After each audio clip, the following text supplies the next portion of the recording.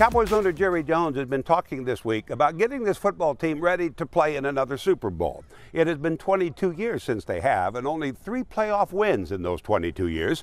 But Jones talks about that almost every year anyway. And he has been talking too much this week about all the problems the NFL is still having off the field. Jones and his son Stephen were saying the other day that any player who takes a knee and doesn't toe the line during the national anthem won't be playing for the Dallas Cowboys anymore. It's incredible to me that a player can beat up a woman and play for the Dallas Cowboys. A player can use illegal drugs time and time again and still play. But you take a knee to protest the racial injustice in America, and now you've crossed a line that he will not allow. Jones loves and respects the national anthem so much that when it was being played before the start of practice Saturday, he left his cap on. And when he was told about the mistake he was making, he still left his cap on. He who makes the rules apparently doesn't have to follow them. I'm Dale Hansen. Enjoy the day.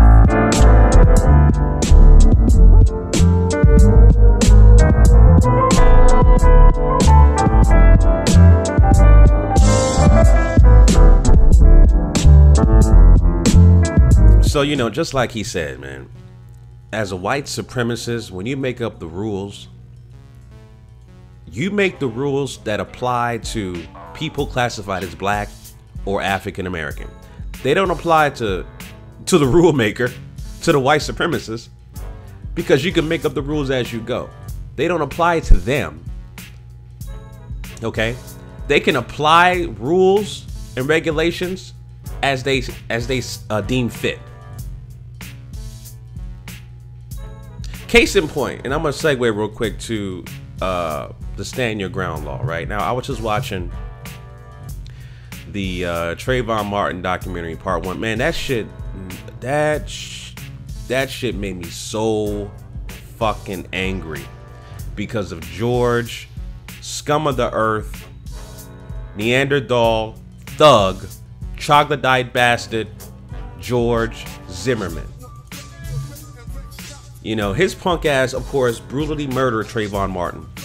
Pursued and executed Trayvon Martin over a bag.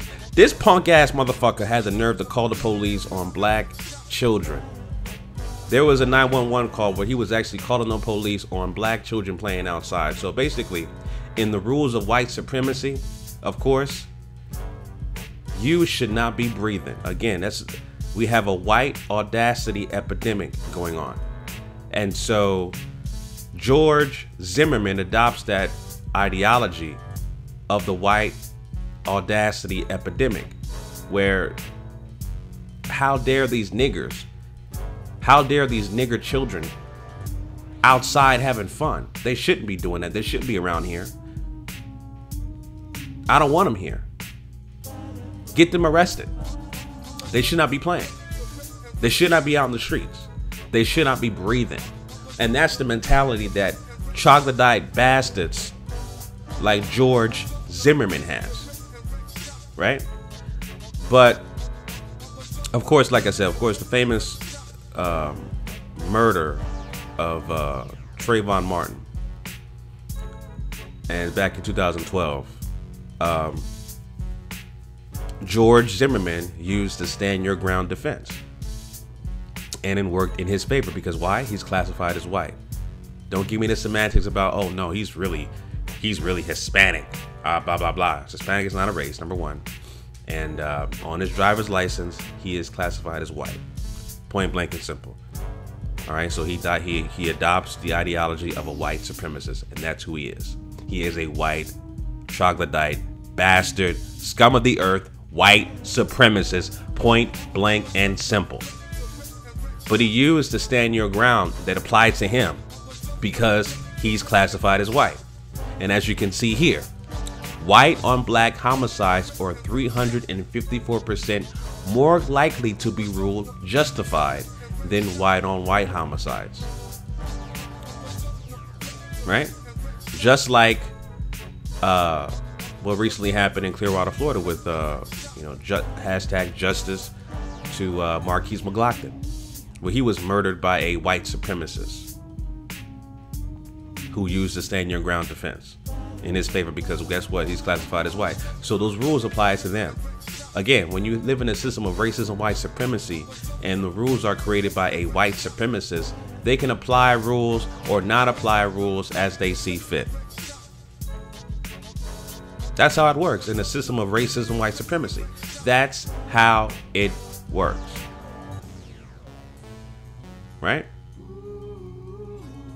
So, you know, with the case in point of Jerry Jones, he made up a rule that he not only doesn't have to follow, but of course it doesn't apply to him because he's white. He is a white NFL slave owner who made those rules up only for his black players. That's it. All of these NFL slave owners make up rules that don't apply to them, that they don't have to follow. You think a white 80-year-old billionaire listens to anybody? Absolutely not. They don't even listen to Donald Trump, aka Clockwork Orange. Nobody tells a white supremacist 80-year-old billionaire what to do. That's what these NFL slave owners do. They make up rules as they see fit. They don't follow nobody's lead. Nobody's lead. They follow their own lead. And so when it comes to, you know, the so-called national anthem, which was written by Francis Scott Key, a known white supremacist slaveholder, right? These particular white supremacist U.S. flag codes that were, you know, these rules and regulations and codes were created by them, right? Like I said before, these rules that they made up, these flag codes, don't apply to them because they break these codes every day. Case in point, the flag should never be carried flat or horizontally, but always aloft and free. And if you look at all these damn pictures here, every sporting event, the flag is flat and horizontal, flat and horizontal, flat and horizontal, flat and horizontal, flat and horizontal, flat and horizontal. Baseball game, flat and horizontal. So they break the damn code. They break the damn US flag code every goddamn sporting event day. You see? The rules don't apply to them. They apply to us. Which is why, again, I always preach that we need to separate from these troglodyte bastards and own and control all 9 areas of activity: economics, education, entertainment, labor law, politics, religion, sex, and more. We need our own everything. Everything. So again, they make up the rules as they go. They apply rules and regulations and codes and statutes. They can apply or not apply these rules as they go, especially if you're a white, supremacist, old billionaire. You know? So that's the reason why Jerry Jones never took off his hat. Again, when you're an NFL slave owner, a billionaire, you can make up the rules as you go, and all those rules do not have to apply to them, because guess what? They are a white supremacist. You don't have to follow their own. They don't have to follow their own rules. They don't follow their own rules.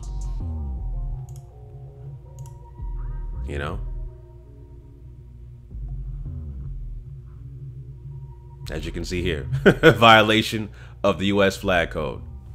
They violated every goddamn day. But guess what? It don't apply to them. It does not apply to them. Only to us. Can you imagine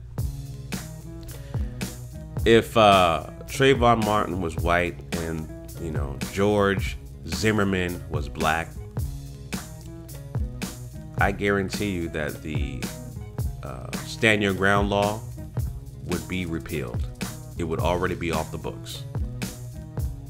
George Zimmerman would be arrested. We will have a new law in place to protect future incidents from happening to Trayvon Martin if Trayvon Martin was white. Guaranteed. And I'm sorry I have to say this, the parents of Trayvon Martin, they were just regular working class black people. That's it. And they just happen to have, a child that was in a wrong place at the wrong time that became a tragedy. But when Trayvon Martin's mother said it's not a black or white thing, it's a right or wrong thing in that documentary, I just said no. The documentary completely contradicts her statement. It was always a black and white thing. He only pursued black people. He only wanted to see black people get arrested. He said, all of these punks get away. That's a code word for nigger. So he was always a white supremacist that hated black people. It was always about race.